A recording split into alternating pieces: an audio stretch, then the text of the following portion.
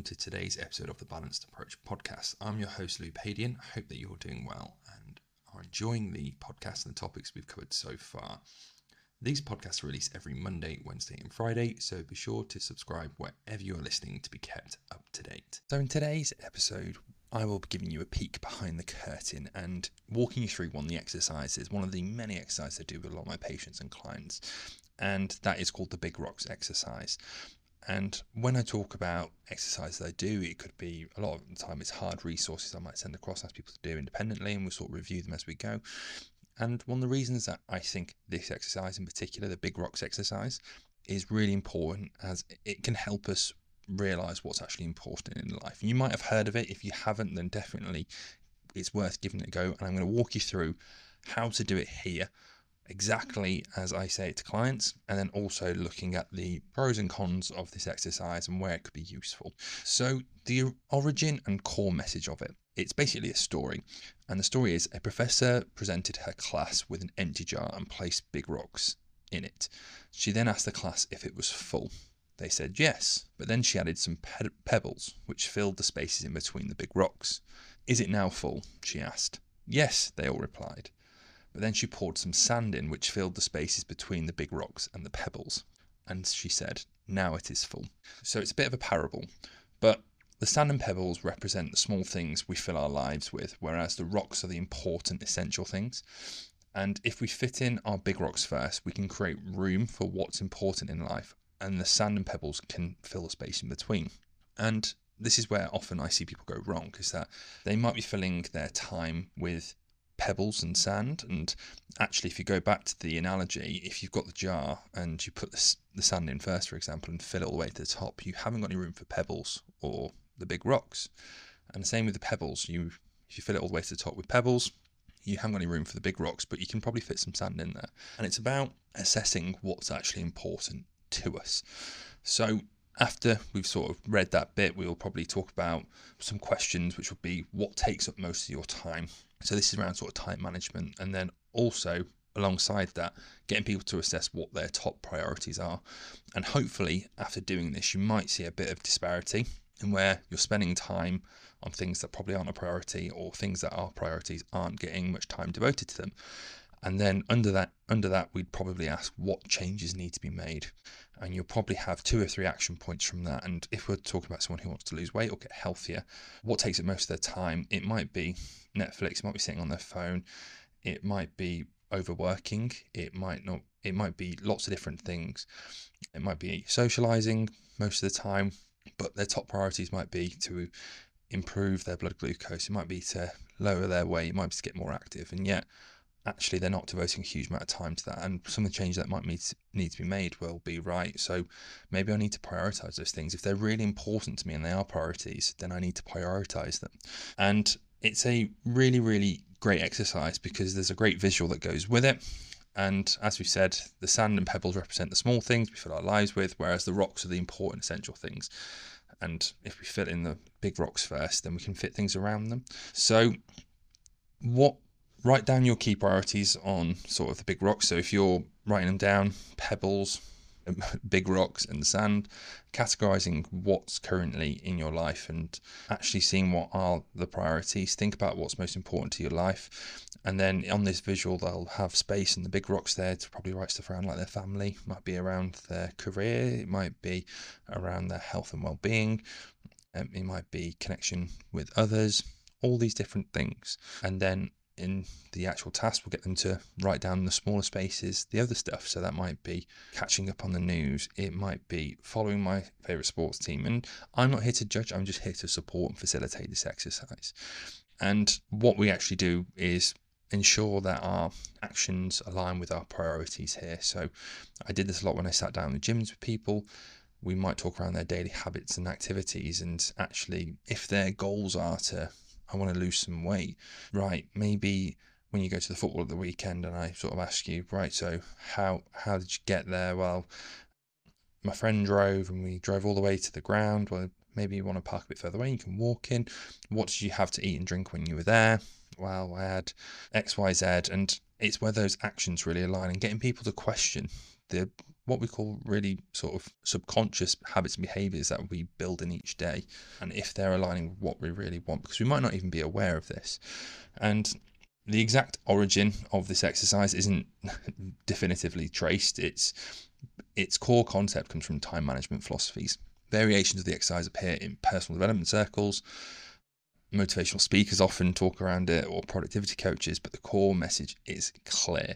Focus on the most essential things in life, your big rocks, before filling time with less important tasks, or before filling your day or filling your headspace with things that are less important. So that's the exercise, and it could be a simple thing that you could write down on a piece of paper. If you want me to send it across to you, just drop me a message on social media and go and say, can you send me the big rock exercise? I really enjoyed it. I'd like to do it. I'll send you it. No worries at all. I think it's a really useful exercise that a lot of people can do. And it's something that you should probably revisit more often. There's lots of different ways we can reframe it, and there's probably ones that are quite similar, but I really like this one. So what are the benefits? As I've said, it can really help people have clarity on their priorities. It encourages people, or you, to identify with your core values, which are so important. Understanding what really matters to you is really important. And I'm not here, as I said, to judge that. It's just understanding what that is and what truly matters in your life. Self-reflection, or reflection in general, is a great tool, and it can be really powerful, but ensuring that your actions, behaviors aligning with what you actually want to do is so important. Another aspect alongside this is improved time management for people. So by focusing on the big rocks, making sure that we've got those things scheduled in. So if being more active is one of your big rocks at the moment, if we're looking at an action plan moving forward, or improving your diet, we might say, right, so how are we going to schedule that in throughout the week? Well, before I put anything else in, before I put in time to chill out and have my Netflix, or going out for my takeaway and things like that, right, so where are we going to schedule in the things that are really important to you? And like I said, I've sat in gyms with people where people have the best intentions, and I know people really mean it, but they probably don't reflect or understand, or are being critical around what their actual life situation is. They might say, join the gym, I want to come 5 times a week. We go, right, when are you going to come? Well, Monday's actually a really busy day for me, so I can't go Mondays, and Tuesday I've got a long day at work, and I'm taking the kids to football, so probably not then. Before we know it, got to Wednesday and they've not managed to get to the gym yet, so maybe we need to manage their expectations, or reevaluate, or have a look at their priorities and go, right, those things are really important. Your career is really important for you. That's amazing. That's brilliant. Your family is really important to you. That's brilliant. Again, I'm not here to question that, but it's understanding, right, so maybe we need to reduce the pressure and expectations, and understanding where your goals with regards to your exercise or your nutrition sits. If it is one of the most important things, and this is something I often see with people who have just had a big life event, they might have had a heart scare, they might have just been diagnosed with type 2 diabetes or pre-diabetic, that suddenly bumps it up. And like I said, it's important to revisit exercises like this, because it can be a really useful tool to maybe see how priorities might have changed.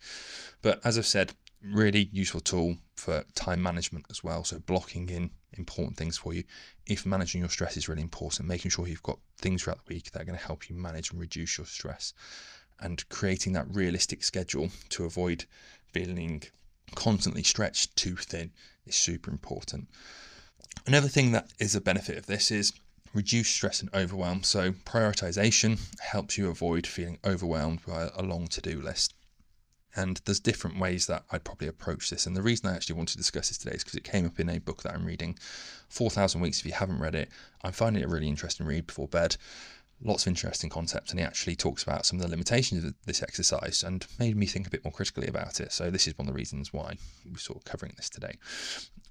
But like we said, we've all got so many things, such a long to-do list of all things that we could be doing and we want to achieve in life. But actually doing an exercise like this makes you sort of narrow your focus a little bit and go, right, what's actually really important to me, and making sure they're looked after first, so we're not neglecting the things that truly matter to us.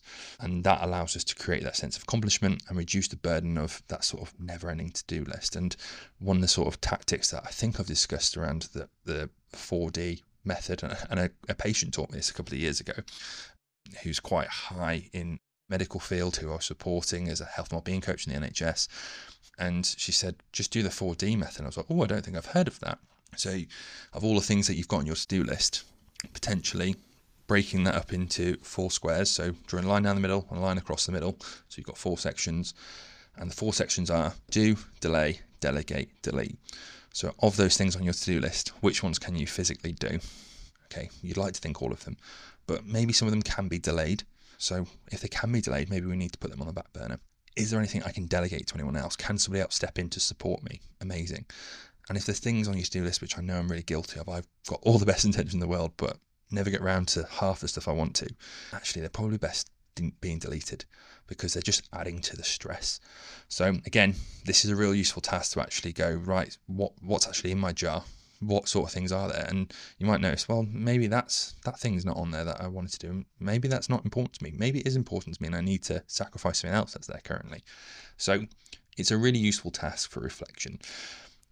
Quickly, we'll go over some of the limitations of it. Within this, what the book sort of sparked, which I thought was a really, really useful thing to consider. So subjectivity of the big rocks. So defining your big rocks requires introspection and may change over time, which isn't a bad thing, but it's something to consider. We can't all just say, right, so here's the 5 things that we should all have as most important, because we're all very different. Some people might prioritize them differently as well. So they might have similar list of 5 or 6, however many you want to fit in that jar. Usually we sort of recommend around 5. They may be in a completely different order.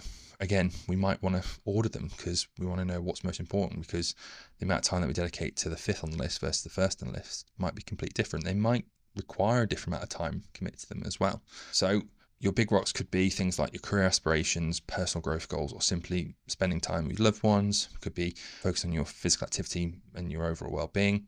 And that's where that introspection is really important. The key is to identify what truly holds significance to you. So I can't just give it to you. There it is completed. Just follow this list. And this is why we can't give out cookie cutter plans to people.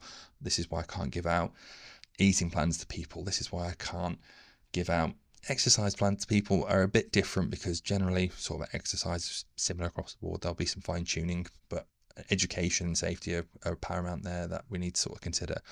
But with food especially, people have different food preferences, they have different priorities, they have different eating habits, they have different flavors that they prefer, different foods that they prefer, different values when it comes to food. So me telling you, giving you a plan going, well, this worked for client A, so it should work for client B, C, D, E, F, G. That's not how it works. That's how it shouldn't work. And this is what I despise about people who are just giving out and usually charging a fortune for it, just these copy and pasted plans. It's working with that individual, understanding what's working for them, their time constraints, what they enjoy doing, what foods they enjoy is really, really important. So I've gone a bit off on tangent there, but I think that's really important to remember that subjectivity is really important here, and it's something that could be limited. This was a really important thing. This is what came up in the book, The 4,000 Weeks, is that not all of the rocks will fit. And you might write a list of things that are important to you, and understanding, right, out of all the things that are in my life that are on my to-do list or on my priority list, which are the big rocks, which are the pebbles, which are the sand. And you might have to let some of those big rocks go. And that's really, really sad to think. We'd all like to do so many things in our life, but simply must accept that spreading ourselves too thin will probably lead to frustration, resentment, and that's because we're not making any progress across the board. There was a great phrase, and it was, you can do anything you want, but you can't do everything you want. And it's about picking and choosing. And even in this book, they mentioned something about Warren Buffett saying, writing down the 25 things that you want to achieve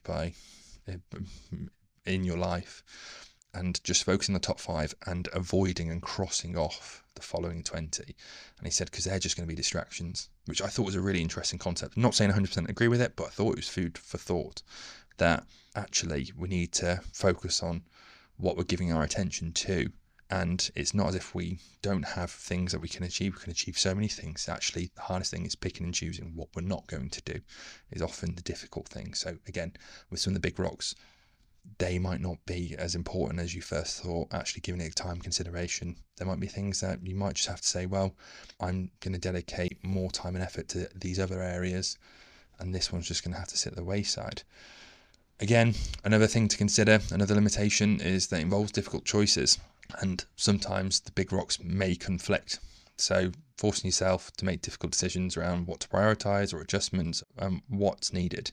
So for instance, spending time with your family might be one of the big rocks, but then that could clash with another big rock, which might be advancing your career, requiring you to dedicate long hours. So actually understanding where those priorities are is really important. Again, another one could be a big rock improving your health and well-being, but again, career, it might be another big rock in there, a time with family. And there might be times when they sort of butt heads, and this is my job as a coach, really, is where I sit down with people and help them align a little bit more, where that figure out ways to make them all work in a way and be creative. And it's not me just telling people what to do. We'll bounce back ideas back and forth and go, maybe we'll try this and see if it works. And like I said, you can do anything you want, but you can't do everything. And the bigger rocks exercise can help you identify these conflicts, potentially encourage you to make conscious choices about how to allocate your time and resources and what's going to work best for you. So some things that I'd recommend if you're doing these exercises, identify your big rocks, take time to reflect on what's important to you, what your core values are, what truly matters to you in your life. Journaling, meditation, or discussions with loved ones can be really helpful tools in sort of discovering this. So again, encouraging different practices, and you'll probably see there's lots of common threads that are always going backwards and forth. Journaling, something I often talk about, taking time to reflect, being mindful around meditation, spending time with others. These are all things that we know improve our health and well-being, but again, not just serve one purpose, but multiple purposes, as helping us actually realize what's important to us. Next up, schedule those big rocks in. Block time in your calendar for the most important activities relating to your big rocks. This could be time with your family, working on your career, so making time, sure you're scheduling those in, or scheduling workouts in, scheduling time to meal prep throughout the week. It's Sunday at the moment, and that's a day that I tend to prepare my food for the week, or make sure we get a bit ahead on food for the week, because that's really important to me. I also understand that if I'm not eating well, I don't tend to perform my best in regards to training and work performance, and allowing myself to improve those areas actually and prepare my food allows me to improve in those areas. Also reduces the stress and decision fatigue as well. So like I said, it's never usually just one reason we do things. There's actually lots of reasons that, and making sure all those reasons are aligned with things that we want to do. So by dedicating specific slots to your schedule for these priorities, you ensure they don't get squeezed out by less important tasks, like I said, where if we're scrolling away, if we're doing things that we don't really want to do, and we'll actually start to get frustrated and resent us neglecting our big rocks. As always, an important part of everything we're doing, we can have this amazing plan, we can execute it as best we can, but we need to be flexible. Life doesn't always go according to plan, so be prepared to potentially adjust your priorities and your expectations with them when necessary. Unexpected events, personal growth, maybe you outgrow some of those big rocks, shifting circumstances might require you to reevaluate your big rocks and adapt your schedule accordingly.